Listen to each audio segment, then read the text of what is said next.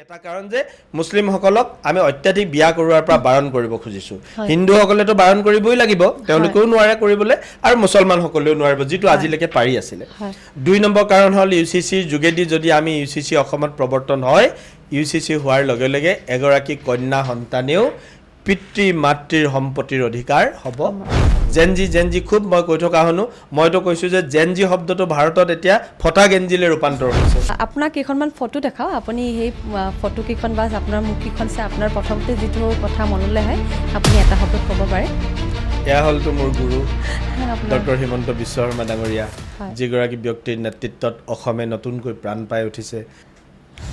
এয়া হ'ল মোৰ প্ৰতিদ্বন্দ্বী ৰাজনৈতিক প্ৰতিদ্বন্দ্বী বিগত নিৰ্বাচনৰ এই গোটেই কথাখিনি মোৰ শুভাকাংক্ষীবিলাকে নকৰে মোৰ সমৰ্থকসকলে এইবিলাক নকৰে এই কামবিলাক কৰে সদায় মোৰ ৰাজনৈতিকভাৱে যিবিলাক শত্ৰু আৰু সেই ৰাজনৈতিক শত্ৰুবিলাক কেতিয়াবা মোৰ দলৰ ভিতৰৰো হয় কেতিয়াবা মোৰ মানে দলৰ বাহিৰৰো হয় গতিকে যিয়েই বা নকৰক কিয় মই বিগত দিনবিলাকত বহুত চুপে চাপে আছিলোঁ কিন্তু এইবাৰ মই সিদ্ধান্ত লৈছোঁ যে আমাৰ পাহি মই তাইক পাহি বুলি মাতোঁ পাহিৰ ওপৰত যদি কোনোবাই অন্যায় আৰু অত্যাচাৰ কৰিব খোজা মানসিকভাৱে তাইক শাস্তি দিব পৰা ধৰণৰ কিবা কথাৰে যদি ফেচবুকত কিবা বক্তব্য লিখে এতিয়াৰ পৰা মই সিদ্ধান্ত লৈছোঁ মই নিশ্চিতভাৱে আদালতৰ ওচৰলৈ যাম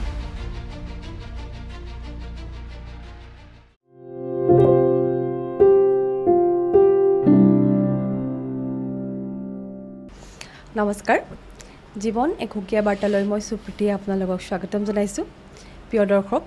আজি আমাৰ জীৱন এক সুকীয়া বাৰ্তাৰ অতিথি হৈছে খোৱাং সমষ্টিৰ নৱনিৰ্বাচিত বিধায়ক চক্ৰধৰ গগৈ ডাঙৰীয়া তেখেত আমাৰ মাজত আছে আমি আজি ৰাজনৈতিক সামাজিক আৰু অৰ্থনৈতিক উন্নয়নৰ লগত জড়িত বহুতখিনি কথাও পাতিম আৰু লগতে তেখেতৰ ব্যক্তিগত কথাও আমি জানিম গতিকে আহকচোন আমাৰ পডকাষ্টটি আপোনালোকে শেষলৈ চাব ছাৰ আপোনালোক অনুষ্ঠানটো স্বাগতম জনাইছোঁ ধন্যবাদ নমস্কাৰ পোনপ্ৰথমতে আপোনাক আমাৰ যি আপোনাৰ জয়লাভ হৈছে তাৰ বাবে আমি শুভেচ্ছা জ্ঞাপন কৰিছোঁ থেংক ইউ আৰু যিহেতু আপোনাক ক'ব বিচাৰিছোঁ আপোনাক ৰাজনৈতিক নেতা হিচাপে আমাৰ সকলোৱে ৰাইজে আপোনাক চিনি পায় আৰু ব্যক্তিগত জীৱনত আপুনি নিজক কেনেকৈ চিনাকি দিব বিচাৰিব আচলতে মোৰ জীৱনত এতিয়া ৰাজনীতি আৰু ব্যক্তিগত এই দুইটাক মই পৃথকাব নোৱাৰোঁ হয় কাৰণ মোৰ কাৰণে এতিয়া ৰাজনীতিটো এৰাব নোৱাৰা এটা অংগলৈ পৰিৱৰ্তন হৈছে কাৰণ মই যোৱা 10টা বছৰ কেৱল ৰাজনীতি মিন্স সমাজ সেৱাৰ নামতে উৎসৰ্গা কৰিছোঁ তাৰ আগৰ সময়ছোৱা মোৰ ৰিকগনিশ্যন নাছিলে 2016 চনত যেতিয়াই বিধায়ক হৈছোঁ বিধায়ক হোৱাৰ পৰা মই এগৰাকী ৰিকগনাইজড অৰ্থাৎ স্বীকৃতিপ্ৰাপ্ত এগৰাকী সমাজকৰ্মী হিচাপে পৰিচিত হৈছোঁ গতিকে মই এই মুহূৰ্তত যদি ৰাজনীতি আৰু মই মোক নিজক পৃথকাই লওঁ তেতিয়াহ'লে মই অকলশৰীয়া হৈ যাম সেইকাৰণে ৰাজনীতিটো মোৰ ইনএলিয়েনেবল পাৰ্ট অফ মাই লাইফ গতিকে সেইটোক মই আগুৱাই লৈ যাব লাগিব আৰু আজিৰ তাৰিখত ৰাজনীতিটোৱে মোৰ এটা পৰিচয় যিহেতুকে মই এগৰাকী সমাজসেৱক আপোনাৰ সেইটোৱে প্ৰধান পৰিচয় আৰু আপোনাৰ এই যাত্ৰা যি ৰাজনীতিক আপুনি যাবলৈ যি সিদ্ধান্ত সেইটো আপোনাৰ কেতিয়াৰ পৰা আপোনাৰ মনলৈ আহিছিল বা আপোনাৰ কোনোবা ঘৰুৱা কোনোবা তেনেকুৱা আছিলে নেকি ব্যক্তি একচুৱেলি মই আমাৰ ঘৰখন ৰাজনীতি কৰা মানুহৰ ঘৰৰ মই সন্তান নহওঁ কিন্তু এটা কথা মই ক'ব লাগিব আজি এই প্ৰসংগক্ৰমে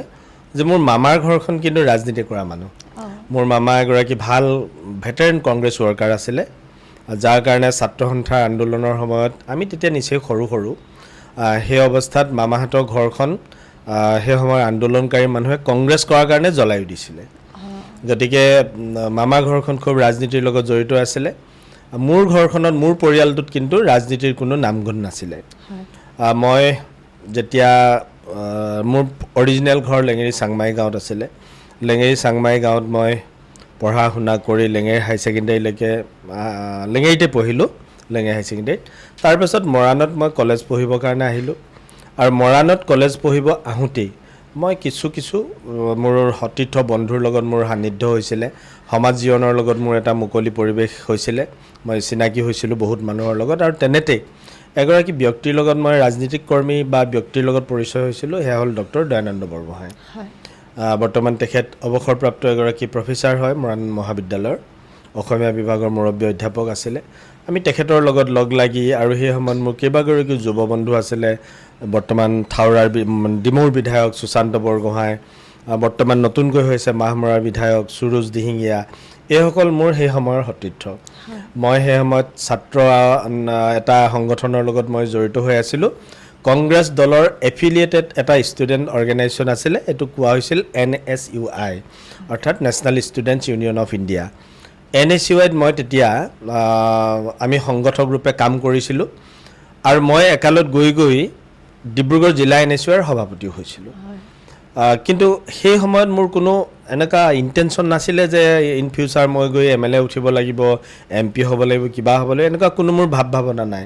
মই জাষ্ট এটা কাৰণেই কংগ্ৰেছ কৰি আছিলোঁ, সেই সময়ত ডক্টৰ দয়ানন্দ বৰগোহাঁই আমাৰ নেতাৰ দৰে আছিলে। তেখেতক আমি ভাবিছিলোঁ যে মানুহজনক আমি ৰাজনীতিৰ পথাৰখনলৈকে লৈ যাব পাৰোঁ নেকি, কাৰণ ইমান মেধাসম্পন্ন চোকা ব্যক্তি, ৰাজনীতিত কিবা ভাল কামত আহিব, সেইবুলি আমি তেখেতক লৈ যাবৰ কাৰণে চেষ্টা কৰিছিলোঁ। কিন্তু দুৰ্ভাগ্যক্ৰমে তেখেতক আমি বহুত কষ্ট কৰাৰ পাছতো কিবা কাৰণত তেখেতে ৰাজনীতিৰ পথাৰখনত সফল হ'ব নোৱাৰিলে বা আমিও সেই সময়ত তেখেতক সফলতা দিব নোৱাৰিলোঁ। তেনেতেই কিন্তু দুৰন্তভাৱে ৰাজনীতিত মই লাগি থাকিলোঁ। 2000 চনলৈকে মই প্ৰায় 89 মানৰ পৰা 2000 চনলৈকে মই কংগ্ৰেছ দলৰ লগত বা NSUIৰ লগত জড়িত আছিলোঁ। আৰু সেই সময়ত কেন্দ্ৰত চৰকাৰ আছিলে BJP চৰকাৰ আৰু অসমত তেতিয়া মানে কংগ্ৰেছ চৰকাৰ আছিলে। তো মই সিদ্ধান্ত লৈছিলোঁ যে যদিওবা মই অসমত শাসকীয় দলৰ এটা সংগঠনৰ মই মুৰব্বী আছিলোঁ জিলাৰ, তথাপিও মই সিদ্ধান্ত লৈছিলোঁ যে মই কংগ্ৰেছত নাথাকোঁ বা এই সংগঠনটোত নাথাকোঁ, মই BJPলৈকে যামগৈ। কাৰণ সেই সময়ত মানে প্ৰধানমন্ত্ৰী অটল বিহাৰী বাজপেয়ী ডাঙৰীয়াৰ যি সাগৰ সম ব্যক্তিত্ব, পৰ্বতসম তেখেতৰ যিখিনি চিন্তা চেতনা, এইবিলাকে আমাক উদ্বুদ্ধ কৰিছিলে। আৰু মই সিদ্ধান্ত লৈছিলোঁ যে মই গতানুগতিক কংগ্ৰেছী পলিটিক্সটোৰ বিপৰীতে গৈ মই অকলশৰে হ'লেও BJPলৈ যামগৈ। 2000 চনত মই সিদ্ধান্ত লৈ BJPত যোগদান কৰিলোঁ। তাৰ পিছৰ পৰ্যায়ত মই সাংগঠনিকভাৱে এনেকৈ গৈ থাকিলোঁ। কিন্তু এটা কথা ঠিক, ৰাজনীতিত অহাটো মোৰ ঘৰৰ কোনো পৰিয়ালৰ পেচাও নাছিলে, নিচাও নাছিলে আৰু মোৰ পৰিয়ালৰ পৰা হেঁচাও নাছিলে। এইটো জাষ্ট অৱলীলাক্ৰমে বা ঘটনা পৰিঘটনাক্ৰমে মই মোৰ জীৱনৰ বাটত লগ পোৱা এটা বিষয়, যিটো বিষয়ৰ লগত মই নিজে সম্পৃক্ত হৈ গ'লোঁ। আৰু তাৰ পিছৰ দিনবিলাকত যিহেতুকে মই এগৰাকী সমাজকৰ্মীও আছিলোঁ, সমাজত কাম কৰি মই খুব ভাল পাইছিলোঁ, সাহিত্য সংস্কৃতিৰ লগতো মোৰ জড়িত হৈ মই ভাল পাইছিলোঁ। মই ক'বলৈ পাই আনন্দিত হৈছোঁ যে মৰাণ শাখা সাহিত্য সভাৰ মই প্ৰথমগৰাকী মানে প্ৰতিষ্ঠাকালৰ মই সম্পাদক আছিলোঁ। সেইটো এটা মোৰ কাৰণে মাইলৰ খুঁটি আছিল। এইটো আমাৰ এইটো দেৰিকৈ, এইটো আপোনাৰ খুব বেছি ধৰক 10-11 এনেকুৱা হ'ব, 2010-11 নাই তাতকৈ আগত 8-9 এনেকুৱা হ'ব। 8-9 চনমানত আমি 2008-9 চন এনেকুৱাত আমি সেইটো গঠন কৰিছিলোঁ। নিতেন বৰুৱা নামৰ এগৰাকী ব্যক্তি আমাৰ লাচিত নগৰৰ তেখেতে সভাপতি আছিলে আৰু মোকেই নি পেলাই তেখেতলোকে ক'লে যে চক্ৰ তুমি সাধাৰণ সম্পাদকৰ দায়িত্ব ল'ব লাগিব। আৰু সেই সময়ত মই অকণমান সাহিত্য চৰ্চাও কৰিছিলোঁ আৰু মই এনেই অলপ কিতাপ পত্ৰ পঢ়ি ভাল পাওঁ, সেইকাৰণে মোক তেওঁলোকে হয়তো পচন্দ কৰিলে আৰু মোক দায়িত্ব দিছিলে। তেনেকৈ মই সমাজ জীৱনটোৰ লগত আগুৱাই গ'লোঁ। আৰু আৰম্ভণি আপোনাৰ যেতিয়া এই ৰাস্তাত আপুনি কৰিছিলে, তেতিয়া ধৰি লওক আপোনাৰ ছাপোৰ্ট কাৰ ফালৰ পৰা আপুনি পাইছিলে? ছাপোৰ্ট একচুৱেলি মই তেতিয়া মোৰ ঘৰখন থৈ আহিছিলোঁ লেঙেৰীত। মোৰ মা দেউতা গোটেইখিনি তেওঁলোক পৰিয়ালটো ঘৰত থাকে। মই কিন্তু মোৰ লগতে মোৰ ভাই ভনীকেইটাকো মই ইয়াত পঢ়াবলৈ লৈ আহিছিলোঁ। মোৰ সৰু ভাইটিটোক ক্লাছ 5ৰ পৰা ইয়াত পঢ়াইছোঁ মৰাণত। মোৰ ভাইটি দুটা, ভনী এজনী, সিহঁতকেইটাকো মই ইয়ালৈ লৈ আহিলোঁ। সিহঁতক হায়াৰ ছেকেণ্ডেৰীত দিলোঁ, এজনে পাব্লিক স্কুলত পঢ়িলে, ভণ্টিজনী পাব্লিক স্কুলত পঢ়িলে। এনেকৈ সিহঁতে পঢ়ি মেলি সিহঁতকো লৈ আহিলোঁ। আমি 4টা মানুহ ইয়াত থাকোঁ। আৰু ইয়াত থাকি আমি ইয়াত এখন ঘৰ, গাঁৱত এখন ঘৰ। ইয়াত মানে আপোনাৰ কোন? মই কুশল নগৰত, মৰাণ কুশল নগৰত আমাৰ এতিয়াও ঘৰ আছে। মই তালৈ যোৱা 1 বছৰহে হৈছে। তো কুশল নগৰত আমি দেউতাই ঘৰ এখন প্ৰথমতে ভাড়া কৰি দিলে। তাৰপিছত দেউতাই ক'লে যে মাটি অকণ পাৰিলে চাব লাগে, তহঁতে লোকৰ ঘৰত কিমান থাকিবি, মাটি অকণ ল'ম। তো তেতিয়া দেউতাই সিদ্ধান্ত লৈ আমি ওচৰতে মাটি চালোঁ, পালোঁ যে 1 কঠামান মাটি, 1 কঠাতকৈ অলপ বেছি, প্ৰায় 1.5 কঠামান মাটি আমি পালোঁ। দেউতাই সেইখিনি কষ্ট কৰি পেলাই মাটিখিনি লৈ আমাক প্ৰথমতে বাঁহ টিঙৰ এটা ঘৰ বনাই দিলে। তাৰ পাছৰ পৰ্যায়ত মই দোকান পোহাৰ আমি আৰম্ভ কৰিলোঁ। মই আকৌ কলেজত পঢ়ি নিজে দেউতাৰ উপাৰ্জনেৰে বহুত বেছিকৈ নচলিলোঁ। কলেজত পঢ়াৰ ভিতৰতে মই আৰম্ভ কৰিলোঁ মোৰ এখন দোকান। এখন বহুত ডাঙৰ দোকান নহয়, এটা পেপাৰ, মেগাজিন আৰু তামোল পাণকে ধৰি বিভিন্ন ধৰণৰ ষ্টেচনাৰী গুডছো আছিলে, একদম in front of Moran higher secondary. মানে সিপাৰে মৰাণ হায়াৰ ছেকেণ্ডেৰী, এপাৰে মোৰ দোকান, ৰাস্তাৰ কাষত, ৰাস্তাৰ দাঁতিত বহা এজন মই দোকানী। আৰু তাত মই প্ৰায় 5-6 বছৰ দোকান চলাইছোঁ আৰু খুব ভাল লাগিছিলে দোকান। এইকাৰণে ভাল লাগে, পইচা নিজৰ উপাৰ্জনৰ পইচা গধূলি যেতিয়া হিচাপ কৰোঁ এইটো মানে বৰ আনন্দদায়ক হৈ যায় মানে আজি কিমান 200 পালোঁ বোলে 300 পালোঁ 400 পালোঁ প্ৰফিট এইটোৱে বৰ আনন্দ দিছিলে তো তেনেকৈ সেই পইচা উপাৰ্জন কৰিবলৈ মই আৰম্ভ কৰিছিলোঁ আৰু তাৰ পইচাৰে মই ৰাজনীতিৰ পথাৰখনত খৰচ কৰিছিলোঁ দিনটো মটৰচাইকেলখন লৈ ওলাই যাওঁ 2 লিটাৰ তেল লাগে 3 লিটাৰ তেল লাগে সেইখিনি ভৰাব লাগে মই দেউতাক আমনি নিদিওঁ আৰু দেউতাক যদি মই সেইখিনি দিলোঁ হয় হয়তো দেউতাক গালি দিলে হয় যে তই ক'ত পইচা খৰচ কৰি আছ কাৰণ দেউতাই কাহানিও ভাবা না হয়তো নাভাবিলে হয় যে ল'ৰাটো গৈ কাহানি বা MLA হ'ব গতিকে এনেই পইচাখিনি পানীত পেলাইছে হয়তো এনেকুৱা ভাবিলে হয় কিন্তু দেউতাহঁতে সেইকাৰণে মোক ঘৰত থকাৰ কাৰণে গমেই নাপালে যে মই ইয়াত কি কৰি আছোঁ কিন্তু এটা কথা জানে সি ঘূৰি ফুৰে সমাজত ক'ৰবাত কিবা কিবি কৰি ঘূৰি ফুৰে কেতিয়াবা ঘৰত আহিলেও মোক নাপায় এনেকুৱা নিচিনা হৈছিল ঘৰলৈ কমকৈ যাওঁ ইয়াতে লাগি থাকোঁ কাৰণে যাবলৈ নাপাওঁ ঘৰলৈ তো তেনেধৰণে মোক ঘৰৰ পৰা ছাপোৰ্টটোতো এনেই পঢ়া শুনাৰ কাৰণে দিছিলেই কিন্তু ৰাজনীতিৰ কাৰণে দেউতাই সুকীয়াকৈ মোক ছাপোৰ্ট দিব লগা হোৱা নাছিল কাৰণ দেউতাই মোক গমেই পোৱা নাছিলে যে মই কি কৰি আছোঁ পাছৰ পৰ্যায়ত যেতিয়া মই অলপ ডাঙৰ দায়িত্ব ল'লোগৈ জিলাৰ সভাপতি জিলাৰ সম্পাদক ল'লোঁ আকৌ মই 2000 চনত যেতিয়া বিজেপিত যোগদান কৰিলোঁ বিজেপিত যোগদান কৰাৰ পাছত মই খোৱাং মণ্ডলৰ সম্পাদক হ'লোঁ সভাপতিও হ'লোঁ তাৰ পাছত মোক আকৌ ডিব্ৰুগড় জিলালৈ যুৱ মৰ্চাৰ সভাপতি হিচাপে লৈ গ'ল তাত মই 3 বছৰ কাৰ্যনিৰ্বাহ কৰিলোঁ তাৰ পাছতে আকৌ মোক জিলাৰ সম্পাদক হিচাপেও দায়িত্ব দিলে ইমানখিনি হোৱাৰ পাছত আপুনি হয় তাৰপিছত 2016 চনত মোক ৰাইজে ক'লে যে চকৰদা আপুনিও টিকেট বিচাৰিব লাগে আমাৰতো মানুহে নাই তো আপুনিও বিচাৰকচোন 2-4 গৰাকী আছে তেওঁলোকৰ লগত আপুনিও বিচাৰক সেই সময়ত চাগে পৱন সিং ঘাটৰ আছিল আপোনাৰ এগেইনষ্টত য়েছ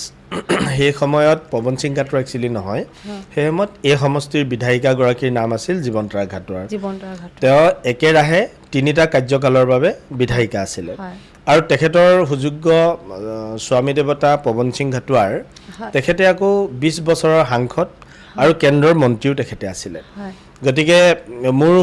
সৌভাগ্যক্ৰমেই হওক বা দুৰ্ভাগ্যক্ৰমেই হওক 2016 চনত মই যেতিয়া টিকেট পালোঁ মই মানে নিৰ্বাচন খেলিব লগা হ'ল পৱন সিং ঘাটোৱাৰ ডাঙৰীয়াৰ লগত সেই সময়ত খুব এটা চিন্তা চৰ্চা চলি আছিলে যে জীৱন্তৰা বাইদেৱে খেলিব চিটিং MLA গতিকে এনেকুৱা ওলাই আছিলে কিন্তু পাছত আকৌ সিদ্ধান্ত হ'ল নহয় জীৱন্তৰা বাইদেউৰ ল'ৰাটোৱে খেলিব প্ৰাঞ্জল ঘাটোৱাৰ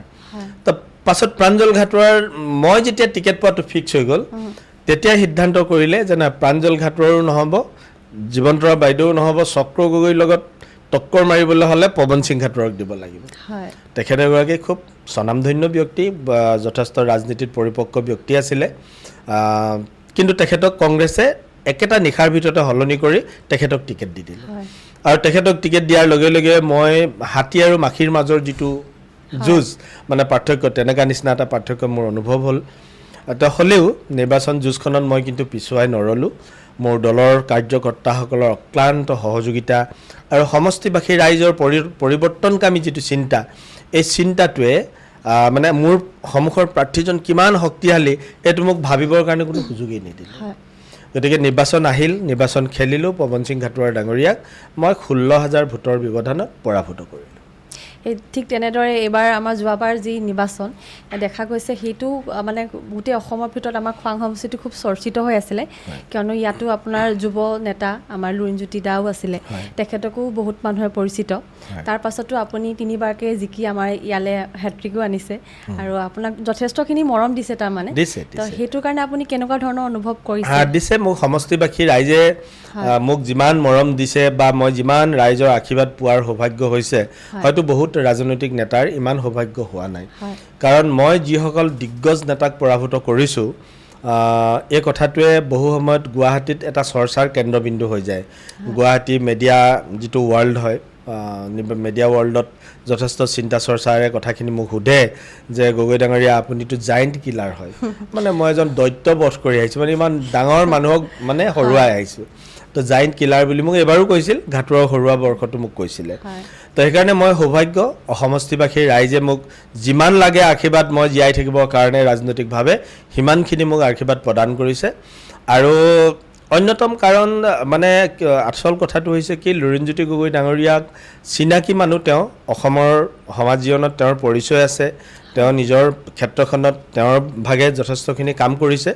আমি যিহেতুকে সেইটো লাইনত মই নাছিলোঁ মই কাহানিও আন্দোলনমুখী কোনো সংগঠনৰ লগত নাছিলোঁ মই আন্দোলন কৰাটো মই খুব বেয়া পাওঁ ৰাজপথৰ আন্দোলন মই কোনোবাই ভাল পাওক বা বেয়া পাওক বহুত মানুহে আন্দোলন কৰি ভাল পায় কিন্তু মই বেয়া পাওঁ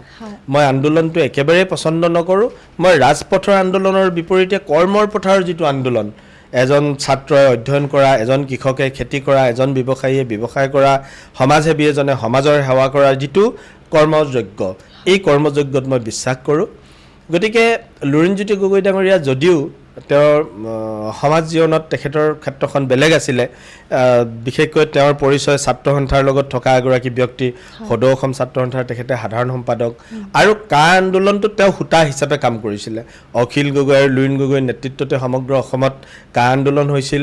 আৰু সেই সময়ত তেওঁলোকে কোৱা যিবিলাক কথা সেই কথাবোৰ বেছিভাগেই পিছৰ পৰ্যায়ত মিছা বুলি প্ৰমাণিত হোৱা বাবে হয়তো ৰাইজে ভাবিলে যে এওঁলোকে মিছা কথা কৈ আন্দোলন কৰে কাৰণ সেই সময়ত তেওঁলোকে কৈছিল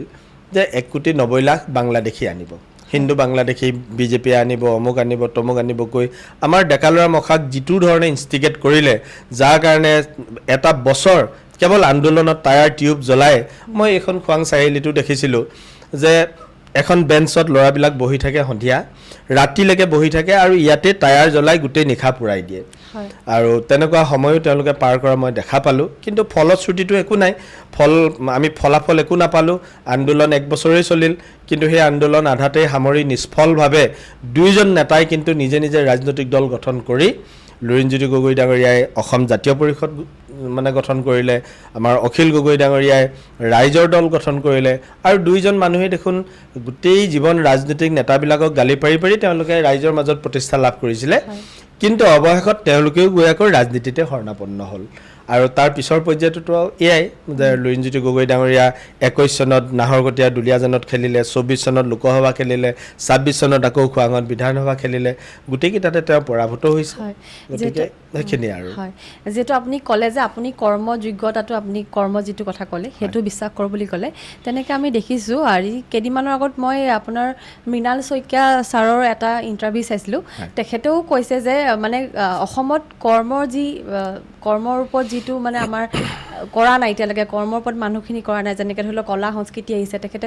কৰ্ম সংস্কৃতিটোৰ ওপৰত তেখেতে গুৰুত্ব দিছে আৰু সেইটো কৰিলে বোলে আমাৰ যেনেকৈ আমাৰ যিহেতু কৃষিজীৱী মানুহবোৰ কৰ্ম কৰিলে আমি পাম আপুনি কি ভাবে আপোনাৰ মতে এইটো তেখেতে কেনেকুৱা ঠিকে না মৃণাল দাৰ মোৰ একেই মত কাৰণ মই ক'লোৱেই যে মই কৰ্ম সংস্কৃতি বা কৰ্মযজ্ঞত মই বিশ্বাস কৰোঁ মাত্ৰ শব্দটো ইফাল সিফাল হৈছে মই কৰ্মযজ্ঞ বুলি কৈছোঁ তেওঁ কৰ্ম সংস্কৃতি বুলি কৈছে মানে সমৰ্পিত ভাৱনাৰে নতুন প্ৰজন্মৰ মানুহখিনিয়ে যদি কামৰ লগত জড়িত হৈ নাযায় তেতিয়াহ'লে দেশৰ উৎপাদন ক'ৰ পৰা বাঢ়িব আজি যে আমি চিঞৰ বাখৰ কৰি থাকোঁ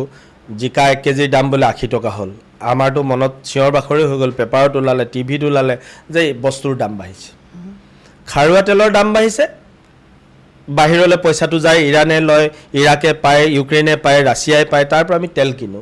এতিয়া সেইবিলাক দেশত যুদ্ধ হৈ আছে কাৰণে খাৰুৱা তেলৰ দাম বাঢ়িছে গতিকে তেলৰ দামটো বাঢ়িছে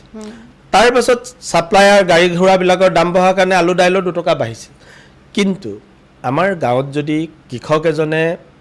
খেতি কৰি সেই ভগামূৰৰ পৰা বা আমাৰ গৰৈমাৰী দলনিকুৰৰ পৰা যদি জিকা খেতি কৰি বেঙেনা খেতি কৰি আনি কোনোবাই আমাৰ খোৱাঙৰ বজাৰত বিক্ৰী কৰি যদি বেঙেনা 80 টকাও পায় মই ভাবোঁ কোনো সন্দেহযুক্ত মানুহে পইচা নাপায় সেই পইচা আমাৰ খিলঞ্জীয়া এজন কৃষকে পালে গতিকে এই কৰ্ম সংস্কৃতিটো আমাক খুব প্ৰয়োজন আমি দাম বাঢ়িলে বুলি মানুহক গালি পাৰি থকাতকৈ আমি নিজে কি উৎপাদন কৰিছোঁ নিজৰ উৎপাদনখিনিক ছাফিচিয়েণ্ট কৰিব পৰাকৈ যেতিয়ালৈকে পথাৰ আৰু বজাৰ আমি দখল কৰিব নোৱাৰোঁ তেতিয়ালৈকে আমি কেৱল জাতি মাটি ভেটিৰ শ্লোগান দিব পাৰিম জাতীয়তাবাদৰ ভুৱা ঢল বোৱাব পাৰিম কিন্তু আমি কেতিয়াও ৰাজকোষ টনকিয়াল কৰিব নোৱাৰিম গতিকে ৰাজকোষ টনকিয়াল কৰিবলৈ হ'লে গ্ৰাম্য অৰ্থনীতি টনকিয়াল কৰিবলৈ হ'লে ক্ষুদ্ৰ ব্যৱসায় বাণিজ্য লগতে কৃষি উৎপাদন আমাক লাগিব হয় এতিয়া আপুনি যি ক'লে কৃষি উৎপাদনৰ কথা ক'লত মই মানে মনত ধাৰণা আহিছে আগতে খেতি মাটিবোৰ খুব বেছিকৈ দেখা গৈছিল আজিকালি মানুহবোৰে কৰিবলৈ এলাহ কৰা হৈছে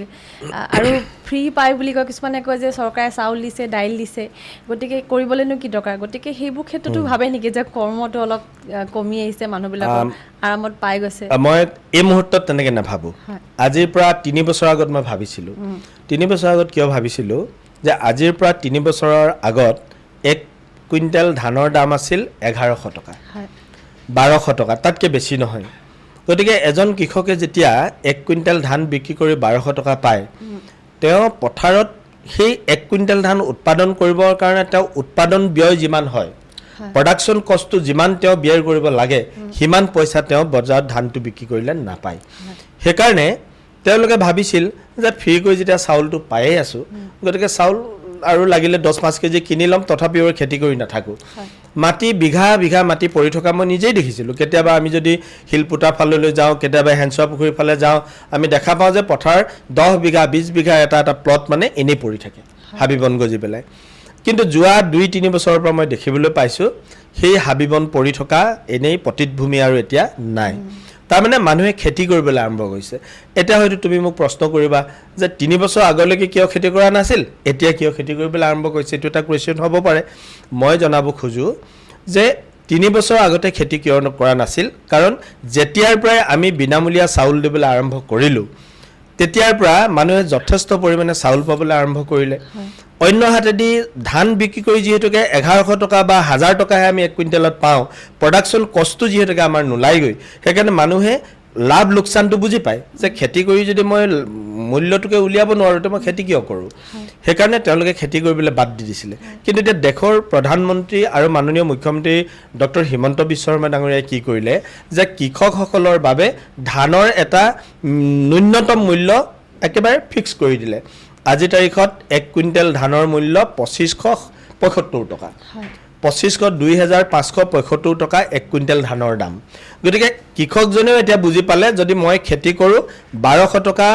কুইণ্টেল বা 1000 টকা কুইণ্টেলত মই ধানটো প্ৰডাকশ্যন কৰি ল'ব পাৰিম, আৰু মই যদি বিক্ৰী কৰোঁ আনাদাৰ 1500 টকা মোৰ লাভ হ'ব। গতিকে মই খেতি কৰাটো ভাল। সেইকাৰণে তুমি নিজেও চাব পাৰা, এতিয়া কোনো জেগাত পথাৰ পৰি থকা নাই, সকলো মানুহে খেতি কৰিবলৈ আৰম্ভ কৰিছে। আৰু তেনেধৰণে ৰবি শস্যৰ ক্ষেত্ৰতো আমাৰ মানুহবিলাকে পূৰ্বতকৈ যথেষ্ট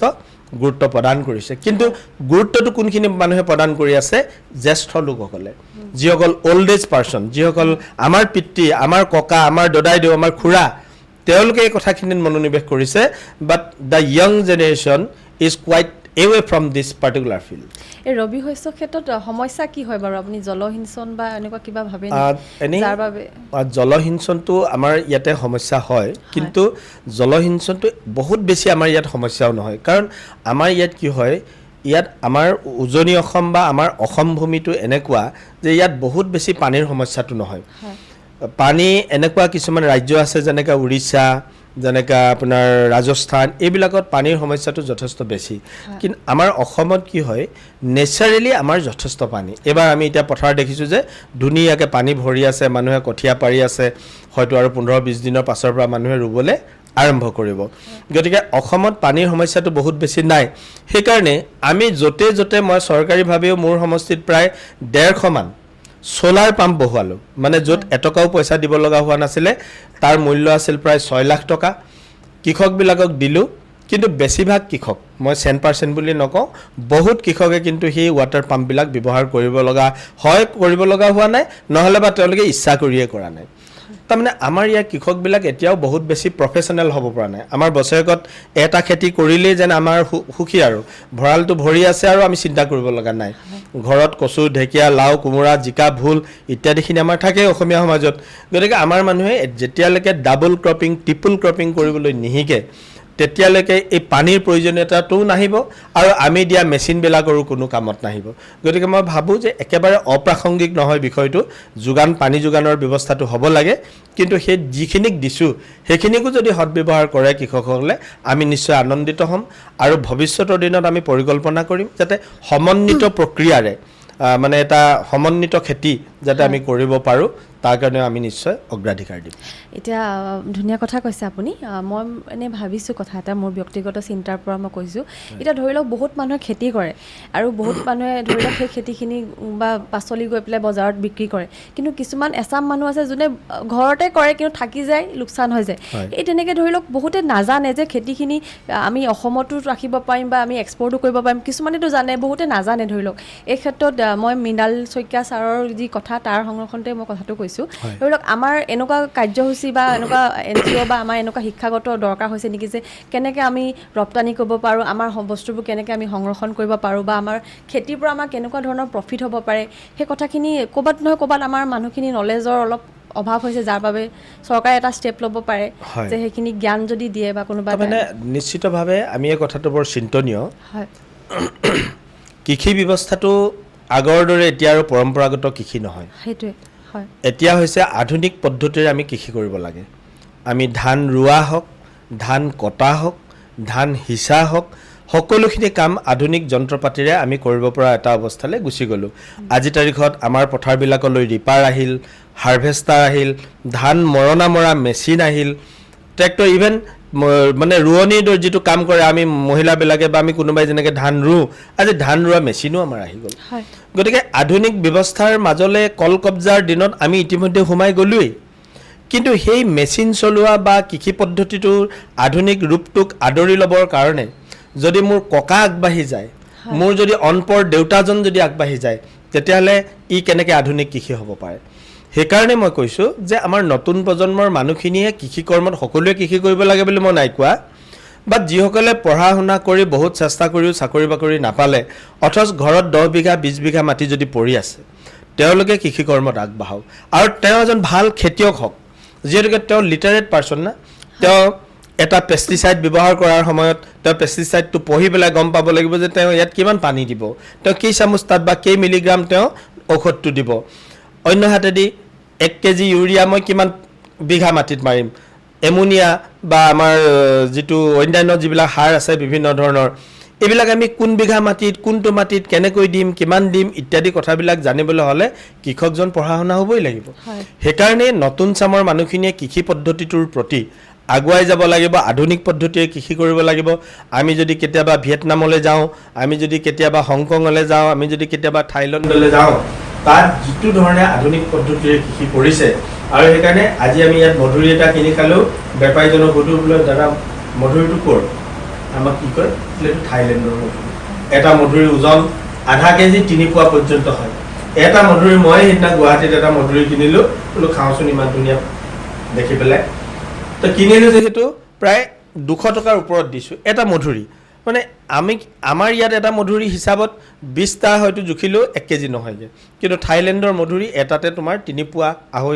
আধা কেজিৰ ওপৰত মানে এটা মধুৰি হৈছে। তাৰমানে কি তেওঁলোকে আধুনিক পদ্ধতিৰে আধুনিক বীজ ৰোপণ কৰি আধুনিকভাৱে তেওঁলোকে খেতি কৰিছে কাৰণে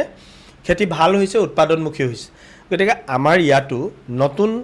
যিখিনি শিক্ষিত মানুহ, শিক্ষিত মানুহখিনিয়ে কৃষি কৰ্মক ল'বই লাগিব। আমি কৃষিটোক এইকাৰণে আমি এৰিব নোৱাৰোঁ যে মই কোটি টকাও যদি ডেইলি দৰমহা পাওঁ, মইতো পইচা খাই জীয়াব নোৱাৰোঁ, মই খাদ্যই খাব লাগিব। হয় মই ৰুটি খাম, নহ'লে ভাত খাম, ফল মূল খাম বা কিবা খাম। তো সেই বস্তুটো ক'ৰ পৰা, এইটোতো মেচিনত উৎপাদন নহয়। গতিকে মেচিনৰ পৰা যিহেতুকে কোনো বিশেষ খাদ্য সামগ্ৰী উৎপাদন নহয়, গতিকে আমি নেচাৰেলি কৰিব লাগে, তাৰ কাৰণে আমাক ফাৰ্মিঙৰ প্ৰয়োজন আছে। কিন্তু এতিয়া কথা প্ৰসংগত তোমাৰ কথাটোত আৰু এটা কথা মই মানে বুজি উঠিছোঁ যে ইয়াত আমাৰ যিসকল কৃষকে কৃষি উৎপাদন কৰে, বিশেষকৈ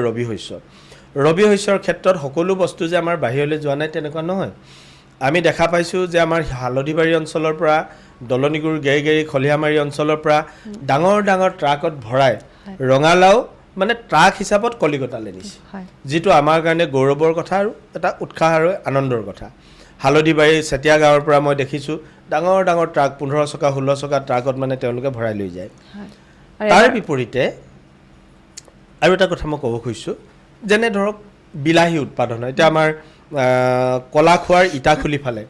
বগীবিল ফালে আমাৰ প্ৰচুৰ পৰিমাণে বিলাহী উৎপাদন হয়। এই যে বিলাহীবিলাক যে উৎপাদন হয়, এতিয়া বিলাহীৰ কাৰণে আমাক কি লাগে, আমাক থবৰ কাৰণে এটা শীতলীকৰণ মানে ঘৰ লাগে, শীতলী ঘৰ লাগে। এই শীতলীকৰণ কৰা ঘৰটো বনাবলৈ হ'লে কোটি টকাৰ ওপৰত খৰচ হয়। এতিয়া আমি তাত যিখিনি বস্তু আনি থবহি, খেতিয়কবিলাকে আনি থবহি লাগিব। এতিয়া খেতিয়কবিলাকে যদি যথোচিত পৰিমাণে যদি আনি পেলাই শীতলীকৰণ ভঁৰালটো ভৰাই থ'ব নোৱাৰে, মই 100 কুইণ্টেল যদি তাত বস্তু ধৰে, তাত 20 কুইণ্টেল বস্তু থাকিলে মোৰ যিমান ৰেফ্ৰিজাৰেশ্যন মানে লাগিব 100 কুইণ্টেলৰ কাৰণে সমানেই থাকিব লাগিব, কাৰণ ঘৰটোত চলি থাকিব লাগিব না, ঠাণ্ডা হৈ থাকিব। গতিকে মোৰ ঘৰটোত যদি তেতিয়া সেই শীতলীকৰণ ভঁৰালটোত যদি 100 কুইণ্টেলৰ ঠাইত মই 100 কুইণ্টেল বস্তু নাপাওঁ, হয় তেতিয়াহ'লে মোৰ সেই ঘৰটো মই চলাব নোৱাৰোঁ তাৰমানে তাৰ ৰানিং যিটো কষ্ট ডেপ্ৰিচিয়েশ্যন কষ্ট বা তাৰ ৰানিং কষ্টটো বেছিকৈ হৈ যাব মোৰ উৎপাদনটো কমি যাব গতিকে যেতিয়া মোৰ বিজুলীৰ খৰচ বাঢ়ি গ'ল অন্যান্য খা খৰচ বাঢ়ি গ'ল তেতিয়া মই এটা সময়ত গৈ পেলাই নিজেই শীতলীকৰণ ভঁৰালটো মই বন্ধ কৰি দিব লাগিব মই বহুত জেগাত অসমৰ বিভিন্ন প্ৰান্তত যাওঁতে মই শীতলীকৰণ ভঁৰাল দেখিছোঁ যে এই কাৰণটোৰ কাৰণে বহুকেইটা শীতলীকৰণ ভঁৰাল মানুহে বন্ধ কৰি থ'ব লগা হৈছে গতিকে তেনেকুৱা কিছু কিছু আনুষংগিক সমস্যা আছে তাৰ কাৰণে আমি ছ'লাৰ পাৱাৰত যাব পাৰোঁ নেকি এনেকুৱা বিকল্প কিবা শক্তিৰ ব্যৱস্থা আমি কৰিব পাৰোঁ নেকি এই কথাবিলাক মই নিশ্চয় অহা 5টা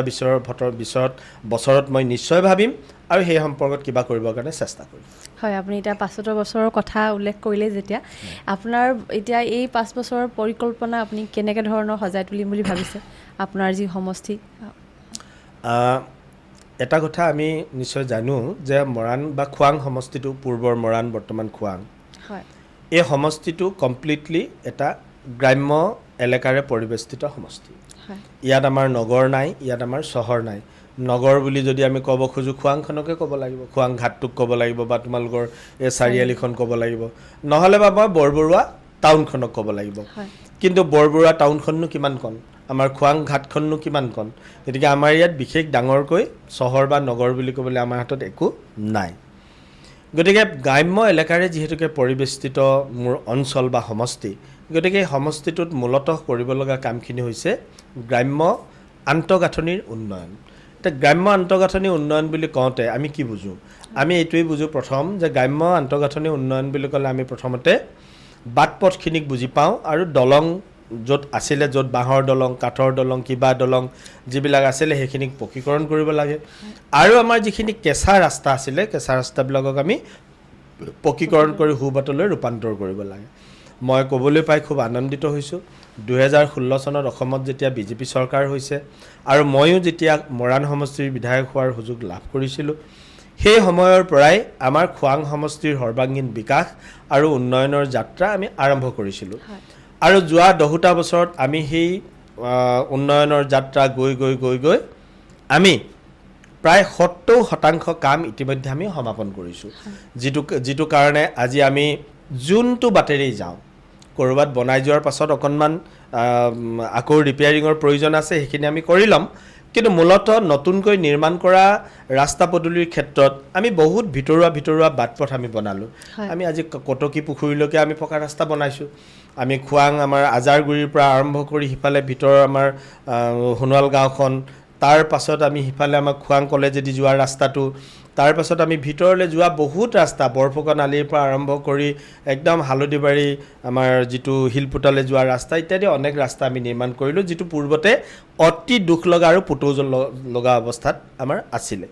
এটা বাকি যিখিনি আছে আমি দেখিছোঁ এইকেইদিনত বৰফুকন আলিটো যোৱা বৰষুণৰ সময়ত যথেষ্ট বেয়া হৈছে মই সেইটো ক'বলৈ পাই ভাল পাইছোঁ যিহেতু আমি অলৰেডি ৰিপেয়াৰিঙৰ কাৰণে মই কাম আৰম্ভই কৰি থৈছোঁ কিন্তু ৰেগুলাৰলি বৰষুণ দি থকাৰ কাৰণে ঠিকাদাৰজনে কাম আৰম্ভ কৰা নাই আমিয়ে কৈছোঁ যে বৰষুণত কাম কৰিলে ৰাস্তাটো নিটিকে গতিকে অলপ সোনকালে মানে ৰ'দ চ'দ দিয়ক সোনকালে ভাল হ'লে আপুনি কাম আৰম্ভ কৰিব আমি সেইখিনি কৈছোঁ সেইখিনি হ'ব আৰু তেনেধৰণে জুই ঠাইখন আমাৰ প্ৰায় 8-9খনমান দলং এতিয়াও বনাবলৈ আছে আৰু কম দিনৰ ভিতৰত আমি এই বৰ্ষটো আমি প্ৰায় 3-4খন দলং পাম আৰু শেহতীয়াকৈ মাননীয় মুখ্যমন্ত্ৰী ডাঙৰীয়াই সিদিনা লেপেটকটাত আহোঁতে তেখেতে আমাৰ এইডোখৰ কি কয় চেচুঘাটত এখন দিহিঙৰ ওপৰত ইপাৰ আৰু সিপাৰ উত্তৰ আৰু দক্ষিণ পাৰক সংলগ্ন কৰি চেচুঘাটত এখন ব্ৰিজ বনাবৰ কাৰণে তেখেতে আমাক ৰাইজক আশ্বাস দি গৈছে মই ভাবোঁ আমি সেইখনো পাম গতিকে এনেধৰণে কামখিনি কৰিম আৰু নতুন জিলা হৈছে আমি সকলোৱে জানো যে খোৱাং এতিয়া অকল সমষ্টি নহয় খোৱাং এখন হৈছে ডিষ্ট্ৰিক্ট অৰ্থাৎ সমজিলা হিচাপে সমজিলাৰ আমাক কাৰ্যালয়টো লাগে এটা ইণ্টিগ্ৰেটেড অফিচ লাগে এটা ইয়াত আমাক প্ৰেক্ষাগৃহ লাগিব ভাল য'ত 1000 মানুহ বহি আমি সভা এখন কৰিব পাৰোঁ আমাক এনেকুৱা এটা অতিথিশালা লাগিব য'ত আমি দিল্লীৰ পৰা দিছপুৰৰ পৰা ডিব্ৰুগড়ৰ পৰা ক'ৰবাৰ পৰা মানুহ দুজন অতিথি আহিলে যাতে তাত ভাল পৰিৱেশত ৰাখিব পাৰোঁ এই কামখিনি আমি কৰিবৰ কাৰণে ইনফ্ৰাষ্ট্ৰাকচাৰ ডেভেলপমেণ্টৰ ক্ষেত্ৰত আমি কৰিম বুলি মই হয়। সিদ্ধান্ত লৈছোঁ। আশা কৰোঁ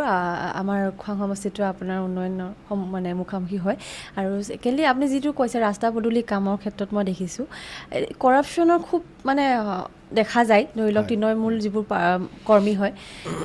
যিটো কাম আপোনালোকৰ চৰকাৰৰ ফালৰ পৰা 1 কোটি টকা আপোনালোকে দিছে, লাষ্টত গৈ কামটো 5-6 লাখ টকা, মই এটা এক্সাম্পল দিছোঁ থুলমূলকৈ, হোৱা দেখা গৈছে বুলি মই শুনিছোঁ। সেইটোৰ কাৰণে আপুনি কিবা পদক্ষেপ ল'ম বুলি বা আপুনি অলপ নিজে গৈ পেলাই চকু দিম বুলি ভাবিছে? নিশ্চিতভাৱে যোৱা 10টা বছৰত মই বহুত চকুও দিছোঁ। হয়। কিন্তু আচলতে কি হয়, কিছুমানবোৰ কথা মানে মিডিয়া ক্ৰিয়েটেড হৈ যায়। মানে মই দেখা পাইছোঁ কিছুমানবোৰ কাম যে আমাৰ কেতিয়াবা মই আমাৰ সংবাদ জগতখনে কি কৰে যে আমাৰ ভাল কামৰ প্ৰশংসাটো একেবাৰে জিৰ'। হয়। আৰু ক'ৰবাত এটা কাম যদি বেয়া হৈছে বা কামটো হোৱা নাই, সেইটোক মানে খুব পাগলি থকাৰ দৰে, যেনেকৈ গৰুৱে ঘাঁহ খাই খুব পাগলি থাকে শেষত, হয়। তেনেধৰণে পাগলি থাকি এটা সমাজত এটা বেয়া পৰিৱেশ, মানে মই কৰা ভাল কামখিনিকো বেয়া কৰিবৰ কাৰণে এটা পৰিৱেশ কেনেকৈ নিৰ্মাণ কৰিব পাৰি, সেইটো কিছু মিডিয়া কৰ্মীয়ে এইবিলাক চেষ্টা কৰি থাকে।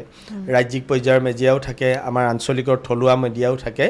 তো সেইখিনিক বাৰু তেওঁলোকে ভাল পায়, কৰি থাকে, আনন্দ পায়। কিন্তু আমাৰ কথাটোত, আমাৰ সেইটোত সন্তুষ্ট হ'বলগীয়া একো নাই। আমি ভাল বুলি ক'লে যেনেকৈ বহুত বেছিকৈ ফুলি নাযাওঁ, বেয়া বুলি ক'লেও আমি মনত ভাগি নপৰোঁ। হয়। আমি খুব দুগুণ উদ্যমেৰে কাম কৰোঁ। কিন্তু এটা কথা ঠিক, যদি কোনোবা মই চিনি পোৱা ভিতৰত কোনোবা মানুহে যেতিয়া কাম কৰিছে, সেই কাম কৰোঁতে যদি ক'ৰবাত 2 নম্বৰ বা দুৰ্নীতিত ক'ৰবাত কৰিছে, সেইটোত আমি নিশ্চিতভাৱে তাক প্ৰতিৰোধ কৰিবৰ কাৰণে ব্যৱস্থা আছে। আৰু বিগত দিনবিলাকত মই কৰিছোঁ। কিন্তু মই এবাৰ এটা উদাহৰণ দিব খুজিছোঁ, বেয়া কাম কৰা বুলি আমাক কেনেকৈ হৈ লগোৱা হৈছিল। আজাৰগুৰিৰ পৰা শিলপুটালৈকে যিটো নতুনকৈ ৰাস্তা নিৰ্মাণ কৰা হৈছে, সেই ৰাস্তাটো ৰিচেণ্টলি ব্লেক টপিং কৰা হৈছিলে। ব্লেক টপিং কৰোঁতে আজিকালি কি হয়, তাৰ যিখিনি আমি বিটুমিন ব্যৱহাৰ কৰোঁ, আমি কি বুলি কয় অসমীয়াত, আলকতৰা, ইংৰাজীত বিটুমিন কয়। এই বিটুমিনবিলাক ব্যৱহাৰ যিটো কৰোঁ, আগৰ বিটুমিনবিলাক কি আছিলে, গলাই পেলাই দি দিয়ে, 1 ঘণ্টা 2 ঘণ্টাৰ পাছত সেইটো শুকাই যায়। কিন্তু আজিকালি কোল মিক্স বুলি এটা বিটুমিন আহিছে, টেকনিকেলি তেওঁলোকৰ তাত কিবা এটা ভাল হয়, মানে দীৰ্ঘম্যাদী হয়, সেইকাৰণে কোল মিক্সটো ব্যৱহাৰ কৰে। আৰু কোল মিক্স দি পেলাই যিটো পিচ কৰে, যিটো ব্লেক টপিং কৰে, সেই ব্লেক টপিংটো তাত লাগি ধৰিবৰ কাৰণে 72 ঘণ্টা সময় লাগে। আৰু আমাৰ উদ্যমী যুৱকসকলে ইঞ্জিনিয়াৰজনতকৈ ছুপাৰ ইঞ্জিনিয়াৰ ওলাই যায়। তেওঁলোকে গৈ কি কৰে যে গৈ পেলাই ট্ৰেক্টৰ এখন লৈ যাব, ট্ৰেক্টৰখন গৈ একদম জোৰকৈ ব্ৰেকটো মাৰি দিব। ট্ৰেক্টৰৰ চকাটো কিমান ডাঙৰ, যেতিয়া আপুনি কামখিনি কৰি থকা সেইডোখৰত ব্ৰেকটো মাৰি দিলে, 1 খিনিমান এৰি গুচি গ'ল। য'ত 72 ঘণ্টা অৰ্থাৎ 3 দিন সময়ৰ প্ৰয়োজন, তাত যদি 1 ঘণ্টাত নি পেলাই যদি আমি ট্ৰেক্টৰখন ব্ৰেক মাৰোঁ, বা কোনোবাই তাত ফাটটোৱে দি কেনেবাকৈ জেৰুৱা খুঁটি এটা বা লাঠি এডাল ভৰাই যদি তাক এচটা কৰি এৰুৱাবলৈ চেষ্টা কৰোঁ, সেইটো এৰি যোৱাটো স্বাভাৱিক, সেইটো এৰিবই। কিন্তু আমি যদি সেইটোক আকৌ ক'বলৈ আৰম্ভ কৰোঁ যে এইটো দুৰ্নীতি হৈছে, মই ভাবোঁ সেইটো প্ৰকৃত মূল্যায়ন নহয়। সেইটো কেৱল মাত্ৰ সেই পৰিৱেশটোক নষ্ট কৰিবৰ কাৰণে, বিধায়কজনক বা ডিপাৰ্টমেণ্টটোক বদনাম কৰিবৰ কাৰণেও বহুত মানুহে ঘূৰি থাকে। আৰু এই কামবিলাক সাধাৰণতে নিৰ্বাচনৰ আগে বেছি হয়। এতিয়া কোনো এলেকাত ৰাস্তা বেয়া হৈছে বুলি বহুত বেছি বাতৰি নকৰে, আৰু এতিয়া মোক বদনাম কৰি এইকেইদিনত কোনো বাতৰি নোলায়। কিন্তু নিৰ্বাচন যদি কেনেবাকৈ পাই যায়, তেতিয়াহ'লে চক্ৰ